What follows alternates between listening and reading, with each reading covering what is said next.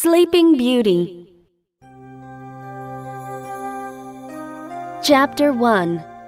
The Curse. There once lived a brave king and his fair queen. For years, they wanted to have children. Finally, the queen had a baby girl. Her birth was celebrated throughout the kingdom. There were 7 magical fairies in the land. The king and queen asked them to be the baby's godmothers. The fairies' gifts would make any baby perfect. They would provide the baby with grace and goodness. The king gave a party for the fairies. There was a table with 7 places. The fairies all sat down to eat. Then an old fairy walked into the room. No one had invited her because they thought she had died. She had lived alone in a tower for 50 years. The old fairy said angrily, "Insult me, will they? I'll teach them something." A younger fairy heard her. She wanted to prevent it when the old fairy did anything awful. The youngest fairy gave the baby beauty. The next gave her wit. The third gave her grace. The fourth made her an excellent dancer. The fifth made her a wonderful singer. The sixth gave her musical talent. It was now the old fairy's turn. Angrily, she said, "The princess will cut her finger on a spindle and die." Everyone was shocked. The younger fairy stepped up to the baby. She said, "Do not fear, your majesties.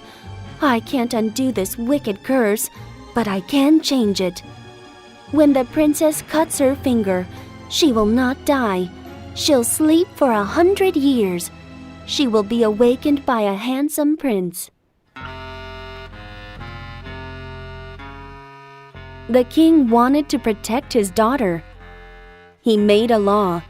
There should be no spindles in the kingdom.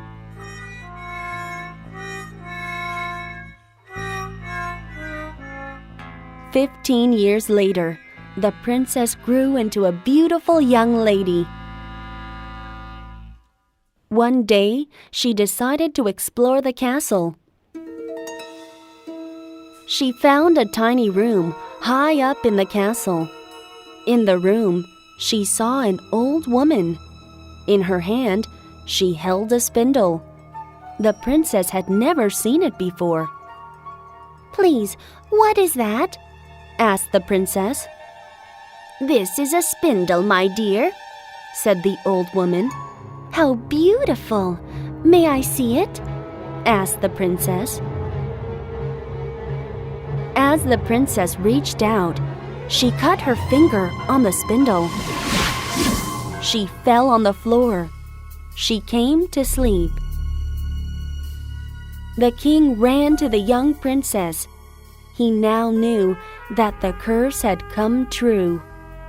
The king placed Sleeping Beauty in a beautiful room. The magic sleep increased her beauty. Her cheeks and lips became rosy.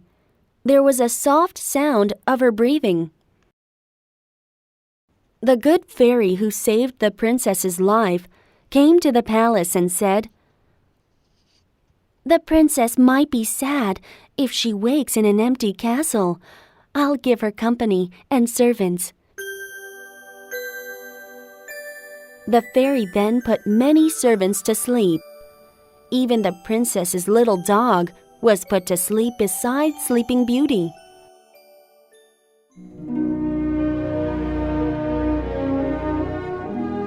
The king and queen went off to live in another place. The fairy made a forest of trees grow around the castle. The trees were very thick. Sleeping Beauty was safe from the outside world.